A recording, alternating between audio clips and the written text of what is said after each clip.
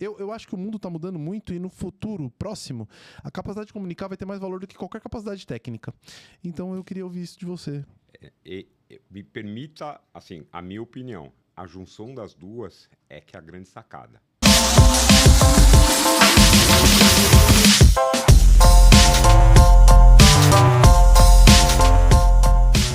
Salve, galera! Meu nome é Fábio Mariano, estou aqui com um convidado muito especial hoje, já falo para vocês.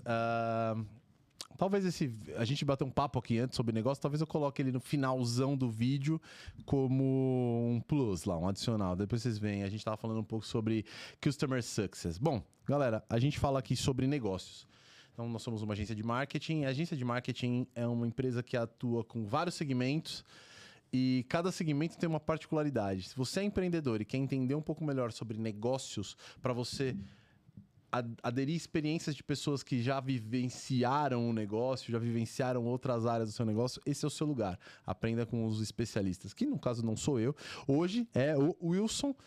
O seu nome é muito difícil. Cucciarato? Cucciarato. Olha, mandei bem. Mandou bem. Cucciarato. Estudou. O que é? É italiano? Italiano. Cucciarato. E tem uma história curiosa. Manda, já quero saber de cara. Meu avô veio da Itália para o Brasil. Ele não vinha para o Brasil. Em 1926, todo mundo ia para a Argentina, para Buenos Aires. Tá. Só que ele brigou com o irmão dele durante a viagem e desceu em Santos. Tinha parentes em Botucatu e foi morar em Botucatu. Ele morreu novo, teve um problema de saúde, morreu novo. Minha avó estava grávida do 6º filho. Tá? Esse povo se reproduzia numa velocidade. Impressionante, né? 6 filhos, todos com sobrenomes diferentes do dele e entre eles. Mas por quê? A gente tem a brincadeira, né? Você não pode perder a piada, né? Peraí, você é um desses, certo? Não, meu avô. Seu pai, tá. Meu pai é um desses, né? Tá, entendi. Então, assim, a gente tem a piada que o nono devia ir chapado, fazer o registro, tá? E ele tinha tomado uma decisão. Não, aqui é o meu país, eu vou falar o idioma do meu país. Tá. Você imagina um italiano que vem adulto, ele não devia falar um português bom. E os caras do cartório, com o que ele falava, o cara ia e escrevia. Então tem... e por que dessa história? Tinha de tudo, e tudo errado. Tá? Aí, quando a gente for tirar a cidadania italiana, os caras falaram, não, mas não pode. O seu avô é Cucchiarato e vocês são Cucchierato. O primo A é Cucchierato. Ah, tudo parecido, mas diferente. Mas diferente, né? Conclusão, nós tivemos que mudar o sobrenome da família inteira para adquirir a cidadania italiana. Ah, então você já é um cara... você já é um cara europeu.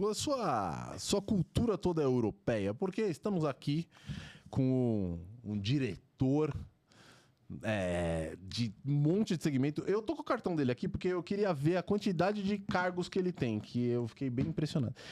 Customer and Markets, Director from Customers and Markets Logistics, Product Innovation, Commercial Marketing and Director Technical. Porra! Legal, né? Que currículo! Bravo demais! E sabe o que é isso? É a famosa crise. Tá Bom. Mandou 5 diretores embora e ficou só com você. Bem por aí, tá? Tá então, assim, aí assim, tem uma parte que é por formato, né? Legal.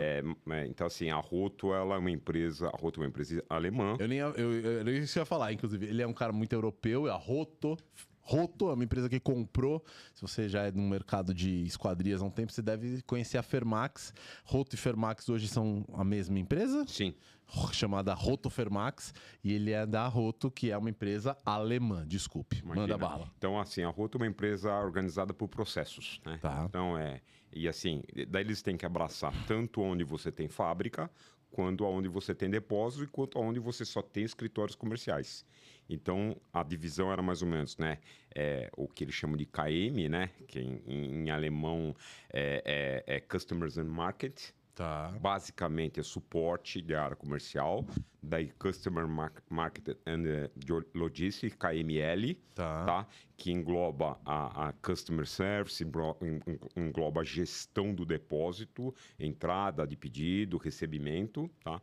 Daí tem a área de PI, tá? Que é Product Innovation, que é desenvolvimento de produto, e daí tem o PH, que é toda a parte de fabril, né? Fabril, fábrica, qualidade, ferramentaria e tal. E depois tem os processos de suporte, tá? Que é financeiro, RH, TI, que dão suporte para estruturar, tá? Aqui nós éramos em 3 diretores.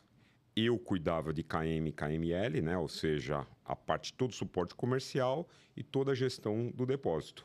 Daí tinha um diretor que cuidava de PH e PI, né? O que é PH? É fábrica, PI, desenvolvimento de produto. E tinha outro diretor que era o cara que cuidava das atividades de suporte financeiro, RH e tal, né? Aí, crise, um deles, ele optou por sair, ele era alemão, voltou para a Alemanha, trabalhando na Roto também. Fez muito bem. Né? Fez muito. Eu não sei, no seu lugar. Você imagina que a esposa dele, ele era alemão, casado, já estava aqui há 20 e tantos anos, tal, os filhos aqui, sim, só que a esposa dele era cearense. Não, amor, vamos para a Alemanha. Adorou, né? Na primavera e o verão é lindo, né? Essa sofreu um cadinho. Eles continuam sofrendo, mas eles estão bastante bem, bastante felizes e tal, né? Ele optou por voltar, né? Naquela época, falou, vamos tomar uma decisão. Em vez de ter 3 diretores, 2. Então, PH, parte de fábrica, que é bem complexa, ficava com o Marlon e eu assumi a parte de desenvolvimento de produto, né? Então, essa é a história. Lembrando, uma estrutura média, às vezes, não comporta um corpo diretivo tão robusto aí.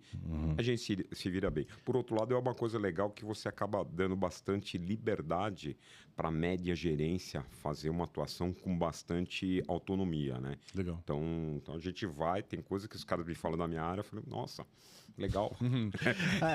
E aí tem mais um diretor que se envolve com a parte administrativa, financeira, fiscal, esses trabalhos de suporte? Tem mais um, não? Sim, que é o Marlon. Tá.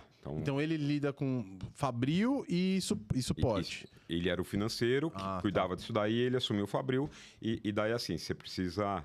a brincadeira que a gente faz, se acontecer alguma coisa, você precisa de alguém para ir preso, né? Sim, aí é o CEO. Não, que é o próprio. É o próprio Marlon, tá? Que tem que ser um cara local, né? Então, assim, ele é um dos meus chefes. Eu vi ele, acho que eu vi ele lá na feira, quando a gente estava finalizando a nossa conversa de marketing. Anteontem eu estive na Fesqua, foi onde eu conheci ele, por causa de um amigo em comum. E aí acho que a gente estava finalizando o nosso papo de marketing ali, ele chegou, não foi isso? Foi isso que ele me chamou e tal. Legal. Conheci ele de longe, só fiz assim, oi, ele é o manda-chuva. Ou seja, você manda na porra toda e ele manda em você. Mas é um dos caras que manda em mim. Daí, tem mais? Eu respondo pra ele, daí assim, na Roto Mas a estrutura nacional é ele. Sim, nacional é ele. Acima dele é só alemão. Acima dele é só alemão. Daí tem um alemão radicado nos Estados Unidos, que ele é responsável por Américas. Legal. Ele tava lá também, né? Tava. Eu vi. Era o Chris Nimu, tá? Ele é o nosso chefe, mas na disciplina de KM, né? De todo suporte a cliente, ele é meu chefe. Eu reporto para ele.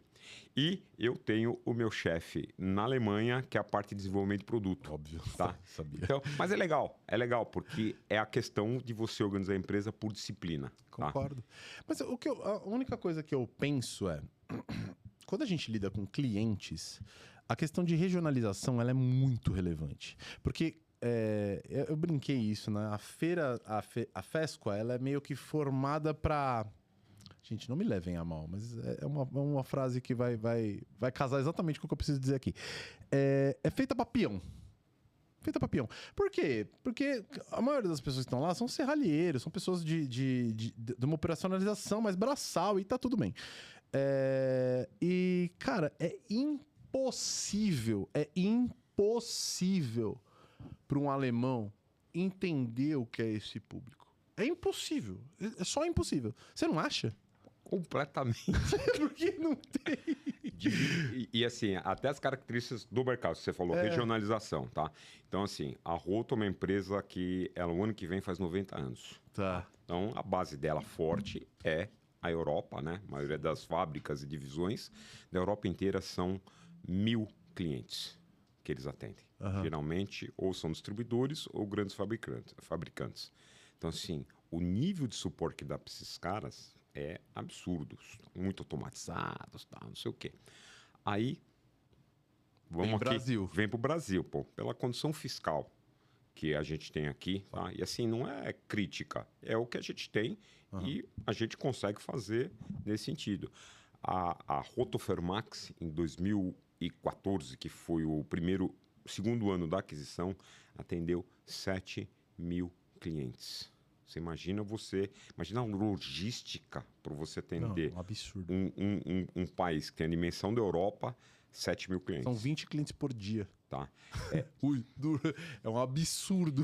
E aí você fala, pô, mas tem como diminuir isso? Tem, tá? Então, assim, você estabelece uma política de canal, de atendimento por canal, Perfeito. uma política por volume. A característica do setor, ela tem uma coisa, não é nem diferente, tal, é a característica. Ela tem a questão do distribuidor, tem o cara que distribui o perfil, sendo o perfil... Engraçado, não existe distribuidor de acessório para PVC, para janelas de PVC. Tem os sistemistas, alguns produzem, outros importam, eles distribuem o perfil e geralmente toda a indústria compra direto. Não tem o cara que é o distribuidor. Você não acha que isso está virando uma tendência? A minha visão sobre isso é... As políticas fiscais do Brasil são tão predatórias, que o que elas estão fazendo? Elas estão criando um mecanismo que as empresas estão quebrando a própria estrutura de distribuição. Então, assim, o que antes era a indústria fabricava, aí passava para um distribuidor, que passava para um distribuidor regional, um distribuidor nacional, passava para um distribuidor regional, e o cliente final comprava, ou muitas vezes o produtor comprava, que vendia para o cliente final, que é o cara que vai instalar a janela na casa dele. Hoje, por causa das políticas predatórias, que eu tô falando assim bonitinho, tá, gente? Porque eu tô em frente a um cara elitizado. Mas em frente a essa merda de política fiscal que a gente tem no Brasil, quando a gente começa a cair em cascata esse imposto, fica inviável para todo mundo comprar, principalmente num país em que o salário mínimo é R$1.400. Então, nesse ponto, eu vejo que assim, isso é uma tendência. Todos os mercados estão quebrando a cadeia de distribuição. Corretíssimo, né? E eu costumo dizer, eu tô há 25 anos na área comercial, né? Que não é culpa minha. Isso, tá? Mas assim, mesmo assim, existem maneiras de mitigar essa pulverização absurda, tá? Que é como assim, pô, imagina você ter um distribuidor. O distribuidor fala, poxa vida, você vai vender direto para o fabricante. Eu falei, sim, às vezes uma questão de fiscal, eu faço o negócio com o fabricante e eu faço o faturamento para a construtora, para evitar uma camada de imposto. Sim, sim. Então, é só aquelas maneiras de... Mas quando que acontece isso? Aí são obras mais parrudas, né? Que tem um investimento maior, tá? Então, assim, só que assim, o distribuidor de qualquer nível, ele é fundamental no setor. Por quê? A gente brinca que aonde está o problema? Está na obra. Tá. Aí ele tem um problema de um perfil, ele tem um problema de um acessório, faltou um perfil. Desculpa, eu tô pensando... É que o nosso próximo, que é um amigo em comum, inclusive, chegou aí, então eu tô respondendo ele. Não me levem a mal, tá? Não tô ignorando meu convidado, não. Tô com o Wilson. Pode subir. Fala que vai gravar com o Fábio. Com o Fábio. Gravar. Desculpa. Pronto, foi. Resolvido. Sem celular agora, pelo amor de Deus. Beleza. Pronto. Bala. Então, obras maiores e tal. Tá. Só que assim, sempre dá problema. E às vezes, lembrando, nós somos uma fábrica, tá? Então, não é tudo que eu tenho no estoque pronto, tudo. A maioria das coisas tem que ser sob produção. Fala, pô, mas você vai me quebrar, porque eu preciso entregar a obra daqui uma semana. Daí você fala, pô, o distribuidor A, o distribuidor B, distribuidor C. Então, você precisa fortalecer que a cadeia funcione. Às vezes o cara... ou ele não tem uma condição financeira que ele consiga fazer a compra direta da fábrica, ou se não, ele não tem, o crédito dele é pequeno, tá? A obra dele é pequena, então você coloca, pedido mínimo, pagamento mínimo, pagar frete, não pagar frete. Daí o cara, quando chega, você faz um cascateamento, dependendo do volume do cara. O cara fala, poxa vida, se eu for comprar do distribuidor, eu vou gastar 15% a mais, porque tem uma diferença assim.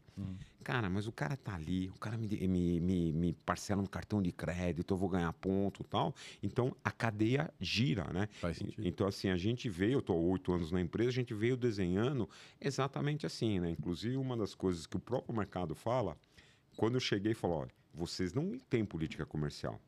Hoje, os caras chegam e falam, ó, política podia ser melhor, mas pelo menos vocês têm e seguem. E esse é que é um ponto. E ela tem que ser adaptativa, né? Então, são aquelas coisas... Tem uma expectativa boa para a próxima estrutura fiscal, tá? Não discuto a questão dos valores que eles estão colocando, que isso daí não é a minha praia, a gente nem sabe como é que vai funcionar, mas isso daí vai mudar de uma maneira significativa. Se a reforma tributária de fato acontecer, vai ser uma mudança dramática pro Brasil. Mas, porra, faz tanto tempo que eles estão arrastando isso que eu... Não, vai começar em 2026 e acabar em 2032.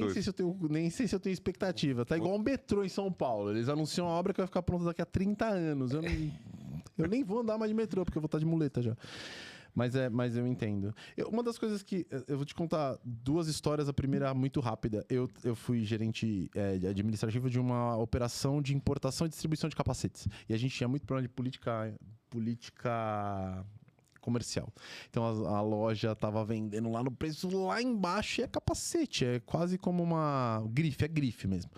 Aí a loja tava vendendo preço lá embaixo. Cara, quantidade de cliente que ligava, eu vi no site! Isso, política é... Puta, ferra com a estrutura. Então, isso eu entendo o que você tá falando.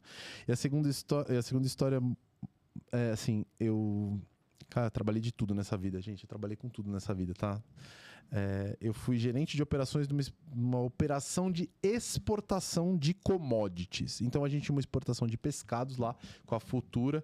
A Kelly, salve Kelly. Eu já chamei ela para vir aqui várias vezes conversar com a gente. Futura fica lá no norte. E aí eu viajava bastante para lá. E uma vez a gente teve uma exportação que estava saindo de Calçoene, em Macapá. Calçoene no Amapá, sentido Macapá para pegar a balsa para atravessar para Belém, porque ia pegar pelo porto de lá, beleza. Na hora que chegou na divisa, na entrada da cidade de Macapá, parou no posto fiscal. Juro, não é exagero. O policial, que obviamente eu não vou falar o nome dele aqui, porque eu não quero morrer. Salve, meu querido, tudo bem? Aí, chegou. A pessoa que vocês vão ver na semana que vem chegou aí. Brabo. Bom, aí o cara parou e falou assim: tá errada a nota. Por que tá errada? Não, porque tá sem ICMS. Falando, tudo bem, mas é uma remessa para exportação, não tem ICMS mesmo. Não, mas não tem o que. O cara foi embora, deixou a carreta lá, carreta de congelado, tá? Ligada o tempo todo, torando no container refrigerado. Beleza. Esse mesmo fiscal voltou meia-noite. Voltou. E chamou o motorista de lado e falou assim: você não sai daqui. Você não sai daqui. Por quê? Eu quero um dinheiro.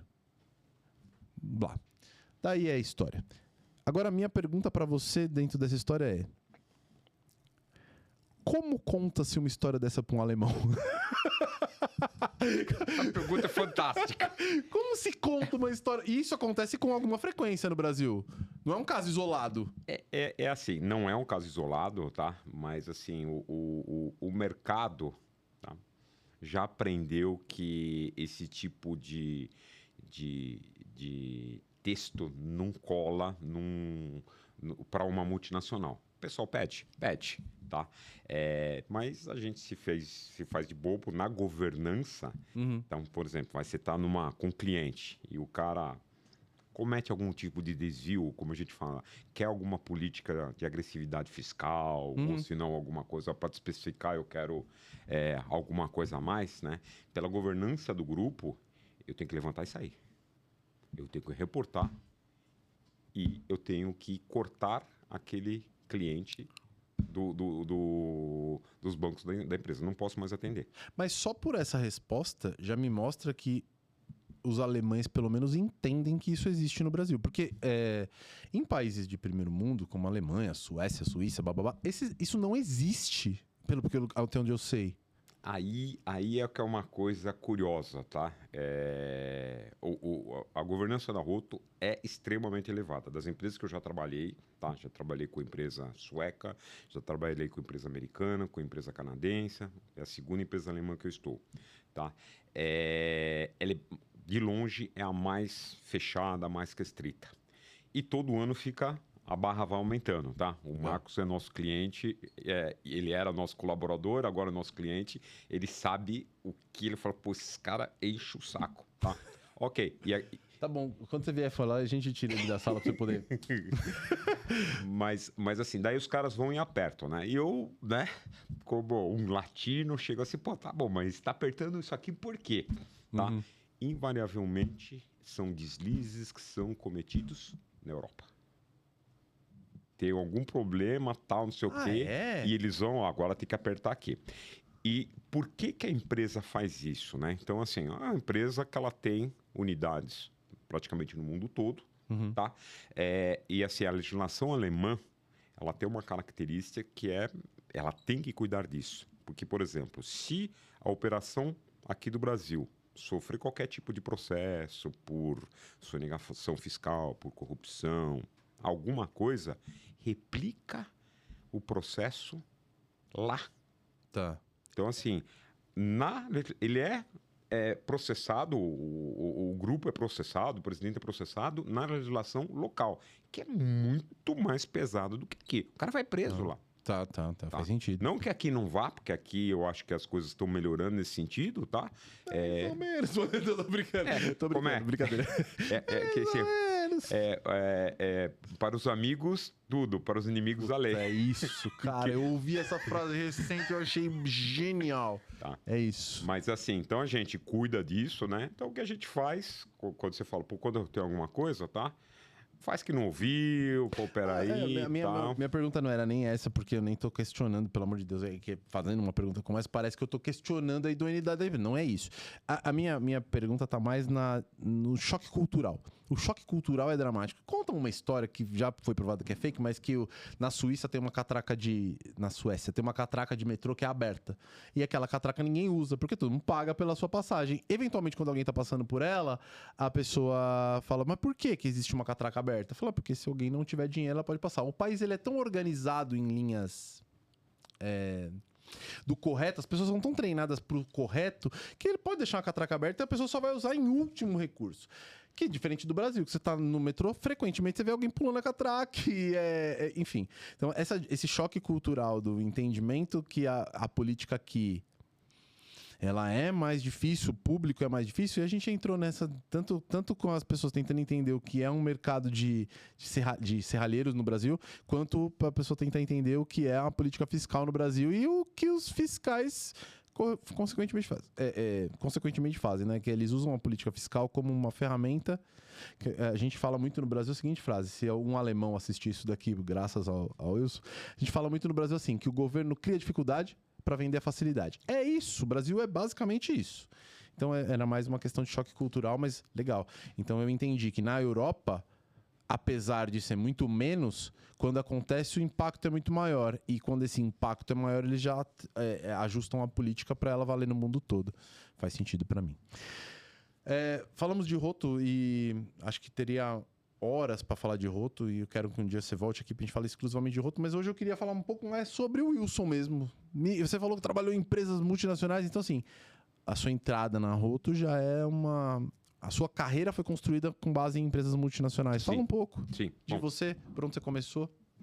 Tenho 57 anos, tá? Filho de italiano e tal. Sou engenheiro mecânico de formação.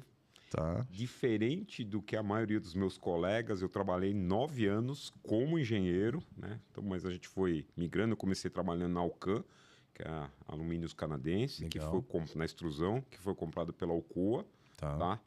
Ferramentaria. Depois eu fui para desenvolvimento de produto, daí eu caí na área comercial atendendo indústria, tá? Saindo de lá, como eu falei, sou engenheiro mecânico. Você trabalhou na ferramentaria? Ferramentaria. Olha só, minha família toda. Eu falei pra você do meu pai, meu pai é desse mercado há muitos anos. Meu avô foi um cara muito renomado nesse mercado de ferramentaria. Cara, eu tenho certeza absoluta que a minha família já cruzou com você, mas a gente vai descobrir isso no futuro. Manda. Aí você trabalhou na ferramentaria da Alcoa e depois? Tá, continuei desenvolvimento de produto, caí na área comercial. Saindo da Alcoa, tá? No caso canadense, americana, eu fui para Lafonte Fechaduras, que havia sido adquirida pelo grupo Assabloy. Uhum. Tá? Então, fiquei 12 anos na La Fonte, né? E aquele negócio, né? Mais sorte que juízo, né? Cheguei lá no ano anterior, não 2 anos antes, mas daí a empresa cresceu absurdamente no ano 2002, que era o ano, tá? Que era eleição para presidente. Foi o ano que o Lula foi eleito, o mercado se apavorou o que ia acontecer. Eles anteciparam todos os investimentos para 2002. Foi um ano fantástico. 2003, aquela coisa, e aí, o que ele vai fazer? Então o pessoal ficou quietinho. Então, baita num ano, um ano de crise, tá? Sacudiu, a empresa mandou todo mundo embora, tal, reduzindo o pessoal. Coisa de reconstrução. Então, eu acabei criando minha carreira inteira, tá? Fazendo turnaround de empresa. Falando, a empresa está mal com essas características. Bom, então você desenha estratégia que faça sentido, tá? Vamos ter que gerar caixa, montar uma política comercial, estratégia, para onde você vai, como que você vai, desenvolvimento de produto, renovar portfólio, trabalhando com uma fábrica com muita parceria, né? Então, a gente montou um grupo, 3 garotos, 35 anos, tá? Ó, é a chance que a gente tem. Me senti novo agora. Então, trabalhando muito, girando o Brasil inteiro, tal. Então, durante 12 anos, a gente fez 2 viradas na empresa por questão que o mercado foi de um jeito, cometemos equívocos, lógico, Óbvio. né? Fiquei lá até 2013. 2013 era uma empresa sueca. E a coisa legal, né? Empresa sueca, porque o dono é sueco. Mas a La Fonte, eu lembro que na época a gente fez uma FEICON, tá? A gente comemorou 95 anos. Puta que... Então, você imagina, as culturas são muito fortes das empresas locais. Então, às vezes é difícil o cara vir de fora e colocar a cultura de fora de uma maneira rápida, né? Então, você acaba fazendo um combinado. Isso daí é um baita um desafio, né? Não, sempre fizemos assim, só que existem regras, a governança é uma coisa diferente, né? Então, você vai misturando, você trabalha muito conflito. Posso te interromper para te fazer uma pergunta? O meu objetivo aqui com esse papo é sempre levar... para as pessoas que assistem entenderem o quão difícil são as coisas. Por isso que eu vou te perguntar. Você falou que cometemos erros no percurso. Me fala um. E como vocês corrigiram? Isso é mais importante para as pessoas que estão assistindo do que uma história. Conta um. Pode ser em qualquer empresa. Conta uma coisa que você fala assim, cara, eu desenhei isso pensando nesse cenário, tive que voltar. Tá. Vou falar de um erro que é aqui. Você desenha e dá errado, né? Daí você fala, pô, errei, tá? Então, a La Fonte, ela sempre se caracterizou por um produto de alto valor agregado, diferenciação técnica, diferenciação de design, tá? Só que para você falar, pô, a empresa precisa crescer. O que você faz? Bom, vamos ampliar a base, vamos colocar a empresa no material de construção. Legal. Hoje o pessoal chama Matcom. Cara, investimento que você tem que fazer para cobertura, você precisa convencer o cara a colocar, você precisa fazer monstruários, que às vezes é um totem, às vezes cada um é de um jeito. Às vezes o cara quer um cepinho de mesa, às vezes ele tem um espaço maior, tal. Tô falando na década, há 20 anos atrás, né? E não tinha tablet ainda, pra vocês escolherem. Não tinha tablet para você escolher, né? Aí você gasta uma fortuna nesse sentido. 1 ano tentando, mais cedo, 2 anos tentando, 3 anos tentando, você fala, cara... Acho que deu ruim. Acho que não é a melhor estratégia pelo produto, tá? Então, assim, você tem que chegar e falar, deu ruim, e assim, você fala, o que você faz? Você tira o meio de campo? Não, você tem que... O que nós fizemos foi fazer uma adaptação. Olha, existe até um certo nível de material de construção que dá para entrar. Agora, assim, o termo que a gente usava, o cara vende areia, não é para o produto. Fala, pô, vocês são arrogantes. Não é arrogante, é pelo contrário. É ter humildade de falar, cara, eu não vou te colocar um produto que vai te ajudar. O meu produto vai te atrapalhar. Isso a gente chama de... E aí me corrija se eu estiver falando uma besteira. Pelo que eu entendi, você está falando que vocês definiram o ICP errado, o perfil ideal de cliente errado. Sim, exatamente. E aí depois vocês voltaram e falaram, não, o meu perfil ideal de cliente não é esse, meu perfil ideal de cliente é esse. Aí vocês foram para lugares maiores, então para uma Leroy Merlin, para uma de ciclo, construção. Isso a gente já estava, né? Ah, tá. Então, assim, se você olhar assim, as grandes redes, tanto multinacionais quanto locais, né? Eles sempre foram grandes clientes para a gente, tá? Tá. Mas até o modelo de negócio é muito mais fácil para você fazer a gestão, tá? E é a nossa cara, tá? Legal. E assim, é a nossa cara, porque num lugar desse, ele tem que colocar para o público A, para o público B, que a gente fala, para todos os bolsos. Agora, se você fala, bom, eu quero pulverizar, cada um fala um número, são 10 mil, são 100 mil lojas de material de construção no Brasil. Mas 100 mil, como é que você vai estratificar? Você não pode falar que você fala, cara, 100 mil não faz sentido.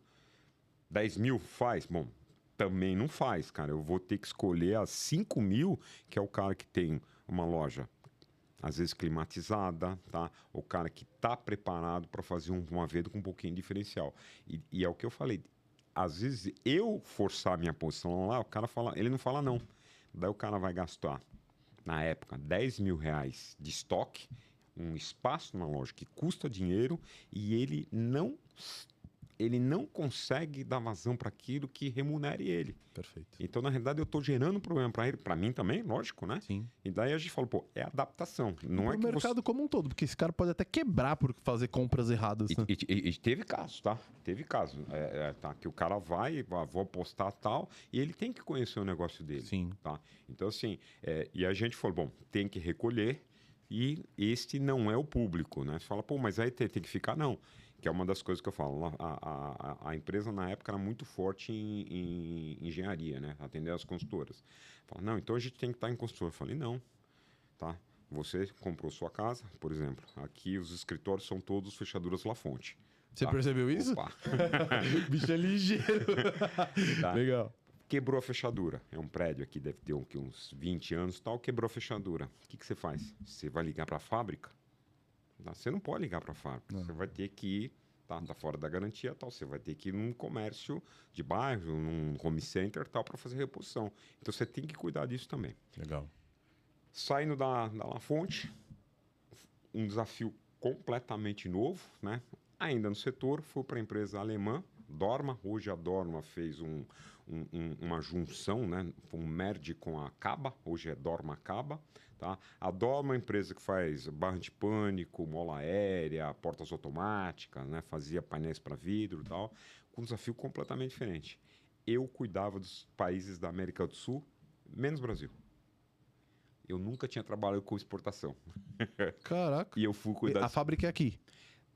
Tinha em outros lugares? Na realidade, assim, devido àquele momento que teve uma valorização muito forte do dólar, tá? A fábrica ficou inviável. Então, eles tinham fechado a fábrica aqui, acho que foi em 2010, 2011. Tá. Então, praticamente, ela até fabricava alguma coisa, mas era muito pouco, né?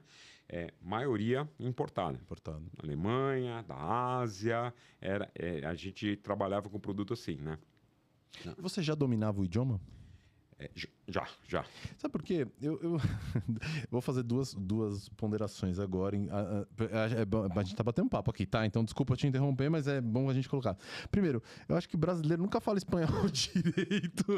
A gente sempre fala um portunhol meio... E ok, se a gente é entendido, é o que vale. Pro mundo dos negócios, gente, não se preocupe. Se você fala e te entendem, é o que basta. E o segundo ponto, assim... Você é um cara muito desenrolado, você fala muito bem, se expressa muito bem, o que não é tão comum no segmento da engenharia. Porque engenheiros normalmente são mais quadradões, assim, no geral, tá? E faz parte, acho que até da função, de debruçar sobre um projeto e tal. Você atribui essa sua exponencialidade de carreira, de abraçar coisas diferentes, pela sua capacidade de comunicar?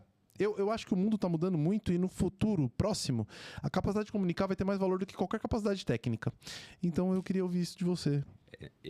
Me permita, assim, a minha opinião. A junção das duas é que é a grande sacada, tá? Legal. Então, assim, a minha carreira, quando você está num ambiente técnico, fabril, assim, que às vezes, ainda numa geração que era muita imposição, tá? Aí você vai migrando para desenvolvimento de produtos. Desenvolvimento de produtos, você começa a fazer interface com o cliente.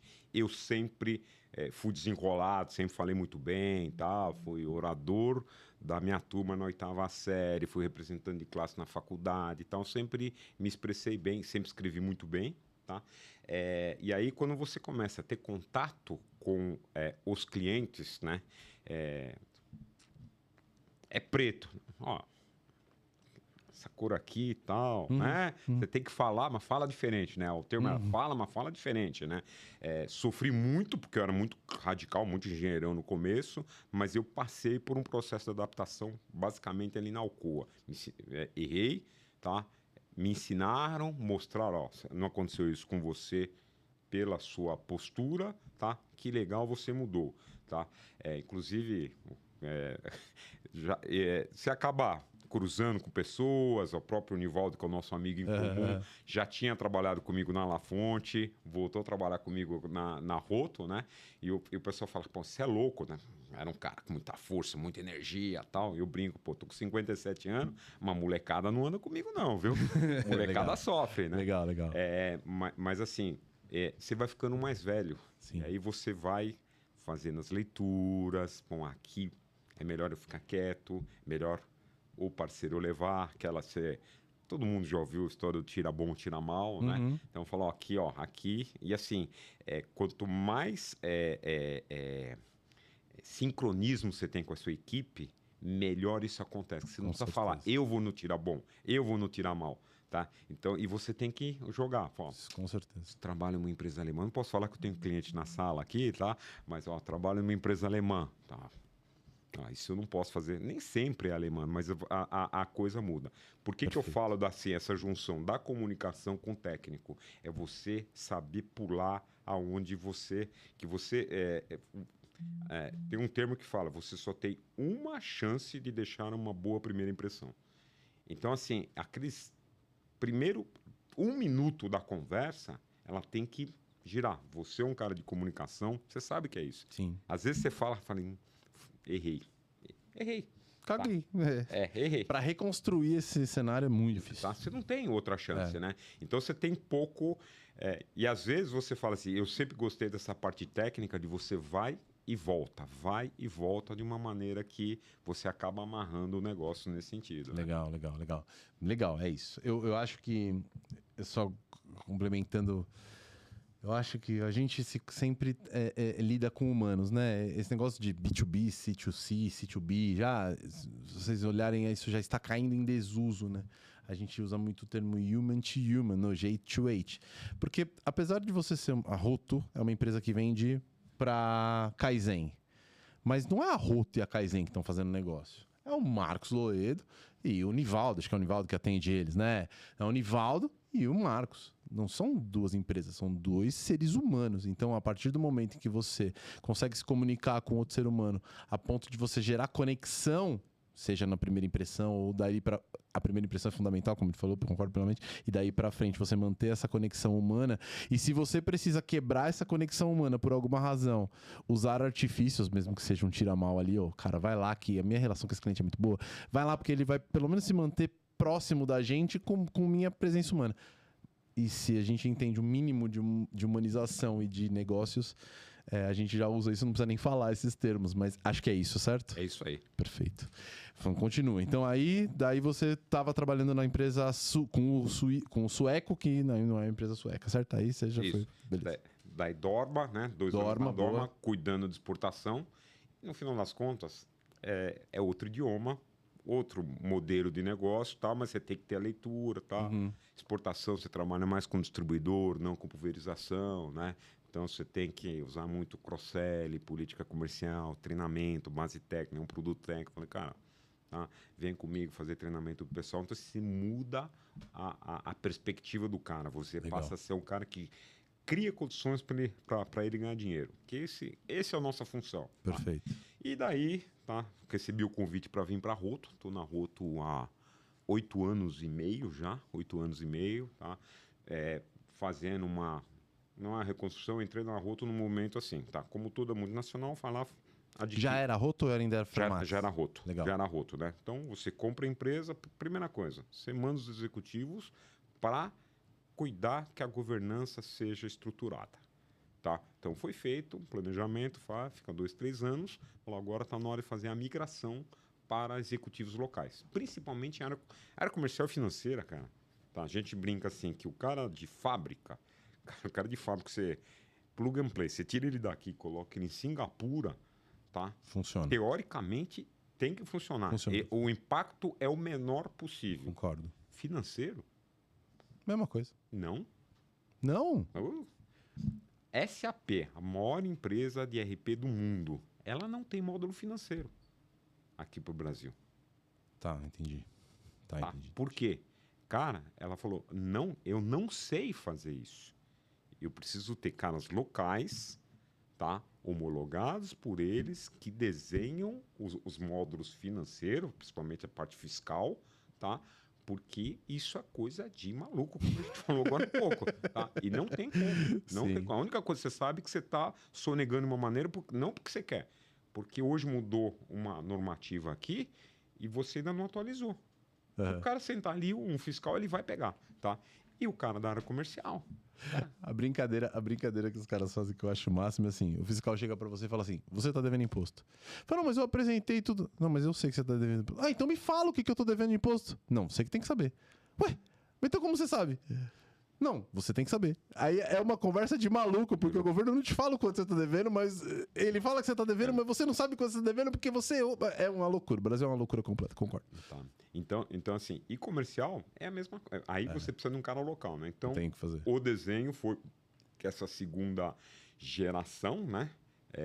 E aí a gente trabalhou numa parte de uma tropicalização da estratégia, tropicalização. A governança não dá para tropicalizar, ela tem que ser top-down, e aí não tem o que fazer. Tem algumas coisas, inclusive, que a gente falou, pô, isso aqui é meio conflito com a legislação local, né? E a norma é, no mínimo, a legislação local. Se não tem uma normativa que balize, é a legislação aqui da Alemanha, né? Então, daí foi num processo, e assim, qual que era o maior desafio? Você colocar eram duas empresas, tá? Você colocar as duas empresas trabalhando como uma só. Então, equipes, processos, produtos, soluções, sistema, colocar tudo isso aí junto. Então, Legal. Foi uma jornada interessante. Legal. E agora, acho que agora a gente já mapeou quem é o Wilson daqui pra trás e quem é a Roto daqui, no momento em que estamos. E daqui pra frente? Como que tem alguns planos já na mesa pra Roto? Como é que tá? Falando só um detalhe. Ali, mas eu sei que na Alemanha o nome Roto com um negócio que parece um A em cima deve ser incrível, mas aqui no Brasil não ficou legal. Não é um A, é uma casinha. Então, mas parece uma... parece um arroto. Eu entendo, tá, gente? Na Alemanha é outro idioma, mas olha, não ficou legal. Tudo bem, por isso que o mercado até hoje chama de Fermax. O mercado até hoje prefere o nome Fermax. Em toda forma, me fala aí, planos de futuro. A gente acabou de participar de uma feira, cara. Eu vou em algumas feiras, porque eu tenho alguns clientes que participam de feira com frequência, mas assim, a Fesco me deixou bem impressionado. Está impressionado, o setor eu não sei se crescer é a palavra certa. O setor está amadurecendo muito rápido, tá? Então, assim, antes da minha entrada, o pessoal falava que discutir uma norma, discutir limites, capacidades, tal, não existia 15 anos atrás. Então, assim, o setor está indo atrás, ele está convergindo, entendendo a demanda do mercado, ele está trabalhando para evoluir. Isso é uma coisa muito legal, tá? Você falou de Roto, assim, quais são os planos da Roto? A Roto tem uma frase, tá? Que é um mote mundial da Roto. A Roto, ela não veio para o mercado para ficar 1 ano, para ficar 5 anos. Ela sempre fala assim, estou no mercado para ficar para os próximos 100 anos. Tá? Brabo. Então, assim, o que significa isso? Esse ano de 2024 foi aprovado o maior investimento na fábrica desde a aquisição. Aqui do Brasil. Aqui do Brasil, tá? Mostrando a confiança do grupo nesse sentido, tá?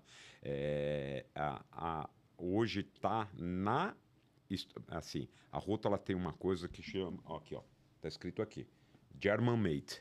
Não é made in German. O que é? A fábrica, para conseguir usar esse selo, ela tem que seguir uma série de regras, parâmetros, determinações para fazer jus para isso daqui. Entendi. Tá bom. nós conseguimos isso aqui em 2021. A aquisição foi em 2013. Cacete. Então a gente foi. Os caras são chato real. São chatos mesmo, tá? Puta. Cara, faz todo sentido. Legal. O que significa isso? Hoje, a Roto faz assim, ela falou, olha, eu quero fazer esse produto aqui, tá? Ela solta nos sistemas internos, a gente olha e fala, opa, isso aqui eu sei fazer e bem, tá? Eu vou concorrer, tá? E é muito engraçado, porque a gente, a China e 2 ou 3 fábricas do leste europeu, tá? Que tem esse German Made? Não, todas têm, Ah, tá, entendi. Mas assim, jogou assim, as fábricas vão lutando por esse negócio. Entendi. Tá? Porque excelência no produto. Esses tipos de processo, assim, tem processo que é altíssimo volume, aí na Alemanha não tem muito o que discutir. Agora, o que a gente fala, a rebarba, que pra gente é um volume legal pra caramba, tá? A gente vai e começa a disputar. E sim, a gente desde 2018 a gente já fazia produto para Roto, mas daí era um processo meio assim. Aí quando a gente adquiriu isso, a gente começa a entrar em mais processos de fabricação. E para quem tem uma indústria, você sabe que se você tiver uma base maior, tá? Você dilui teu custo fixo e você consegue ter uma condição mais competitiva em tudo. Em tudo, tá? Sim. Então, assim, e na estratégia do grupo, por exemplo, vai nos últimos 2 anos, assim, os meus colegas no mundo, eles têm que buscar vender o meu produto da Fermax. Entendi. Tá? Então, cara, assim, eu tô trabalhando pelo menos uma vez por semana, eu recebo uma demanda de um colega, falo, escuta, gostei da rodana A, do braço B, do fecho C, faz uma proposta aqui para mim, dá para adaptar, né? Vou te contar um caso que aconteceu, que a gente tá trabalhando. A África, ela é coordenada pela divisão que fica ali em Barcelona, tá? E aquelas curiosidades, né? A África a África é muito desafiador. Aqui na América do Sul, ou se você falar espanhol ou português, fechou. Uhum. E se você fala portunhol, você fala com todo mundo. Fala com todo mundo, tá? geral. Lá, cara, tem a África francesa, Sim. a África inglesa, a África portuguesa. Tem gente que fala alemão lá. Fora os desafios logísticos por ser tem o maior deserto do mundo no meio do continente. Nunca se esqueçam disso. E alguns países que com governos que são ditaduras, você não pode atravessar, daí você tem que fazer cabotar. É bastante complexo, né? E assim, quem coordena lá, por um desenho que foi feito, é um francês, né?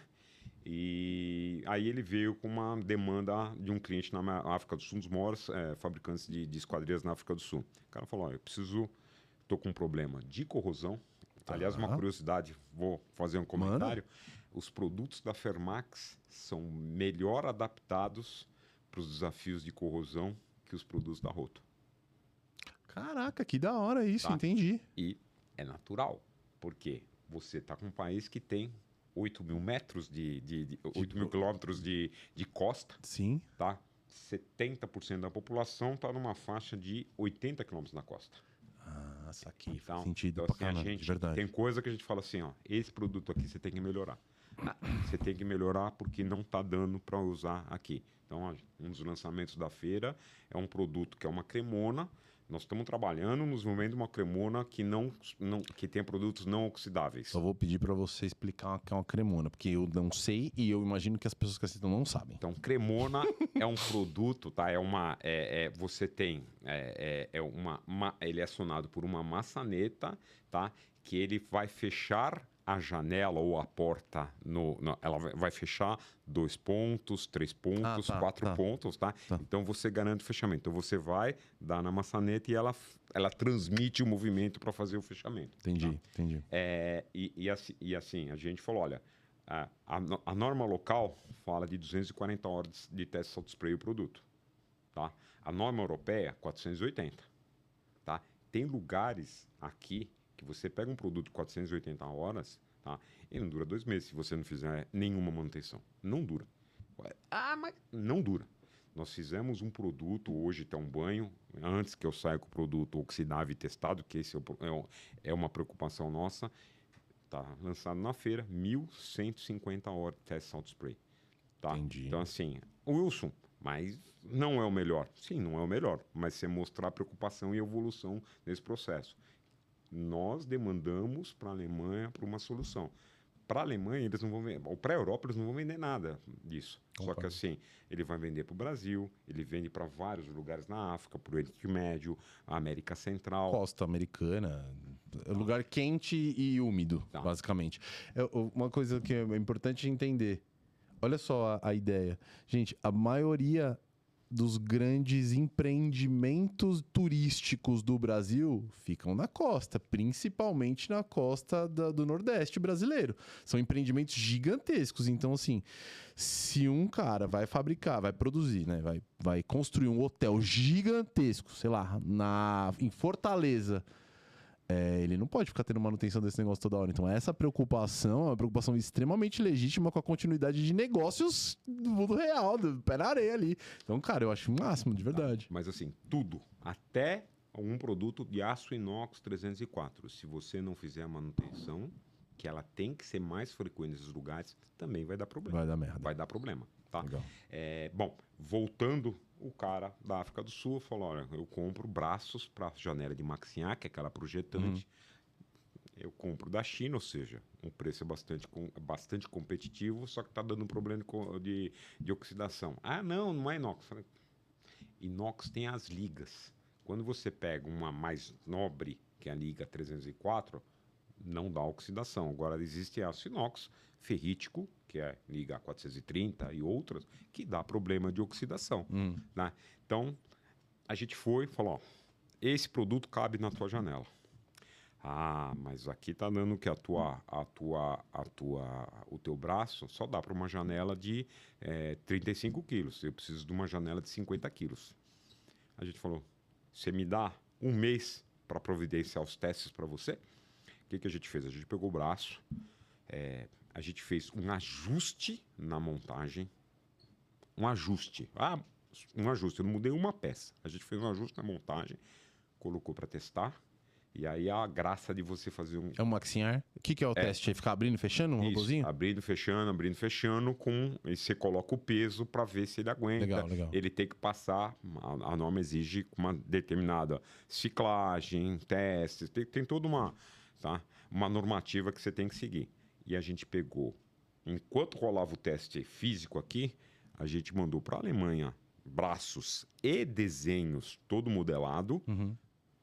A Roto tem um especialista em elementos finitos. Ele faz todo o teste, né, em softwares adequados para fazer o funcionamento dinâmica do processo. Daí, assim, ele fez, eu entro numa fila lá, saiu, no dia seguinte a gente acabou aqui. Ele falou, escuta, pode aprovar até 55 quilos. O cara falou, o que mudou o custo? Nada, não mudou nada, foi só um ajuste. Da hora. Aí assim... Cara, 25 anos na área comercial. Fomos lá, eu fiz a apresentação do produto, falou, ó, nós fizemos isso. Tá? O que deu? 55 quilos de janela. Foi a primeira vez na minha vida que eu ouvi um cliente falar, um comprador, uau, vocês conseguiram. Parabéns. Tá? Então, assim, por que funcionou? A engenharia funcionou, foi isso? Não. A engenharia que funcionou, o pessoal de qualidade aqui, o colega francês falou, não, vamos assim e tal. Então, tudo a gente fez, várias reuniões entre nós, falou, nós estamos pensando em fazer isso. Vocês acham que faz sentido? Tal. Então, assim, é funcionar como time. Legal. Tá? Legal mesmo. Esse é o futuro que a Roto está desenhando. Entendi. Legal. E assim, pelo que eu estou entendendo, a Roto no Brasil é Roto Fermax, porque a Fermax tem um peso poderoso por entender um mercado que para a Roto é desconhecido, que é o que a gente falou lá no começo, cultura, localização geográfica, clima. Pô, se você instalar uma... A gente falou de litoral. Mas, gente, um dos lugares mais úmidos que eu visitei na minha vida foi Manaus. É horrível o clima. Você se sente que você tá molhado o tempo todo. Então, assim, você está lá numa janelinha lá em Manaus, é que não tem a salinização, né? Que é Mas mesmo assim, né? Mas mesmo assim, mas acho que a sinalização é um problema maior. É pior. Mas, de qualquer forma, é bem ruim. Bom, cara, entendido sobre futuro, maior investimento, então... Cara, maior investimento da história destinado para uma fábrica, ou seja, a Europa tá acreditando real no Brasil. Acho que também o crescimento da indústria, o crescimento da construção civil no Brasil também ajuda, né? Crescimento do preço e tal. Com certeza. Legal. Então, acho que é isso, porque eu já tenho que conversar com o nosso amigo Marco, que já tá ali me esperando tem um tempo. Acho que ele tá assistindo um vídeo no YouTube. Ô, o nosso não tá streamando não, viu, Marcão? Nosso vídeo aqui não tá streamando não, você tá assistindo aí? Brincadeiras à parte, galera. Muito obrigado a todos que ficaram. Por favor, sigam a página da Roto em todos os lugares, né? Instagram, acho que elas têm Instagram, tem LinkedIn que eu vi. Sigam lá, acompanhem as novidades todas, vocês vão curtir. E não sei se os perfis do Wilson estão abertos, mas qualquer coisa eu deixo aqui. Valeu. Galera, até a próxima. Obrigado, Wilson. Muito obrigado querido. Obrigado, Fábio. Prazer receber aqui. Valeu.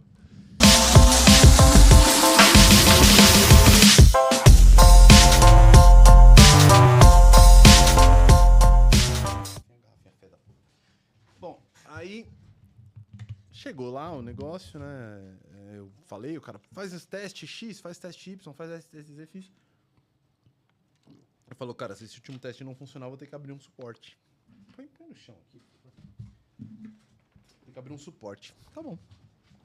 Aí o cara assim, vou abrir um suporte pra você. Tá bom. Aí ele pegou...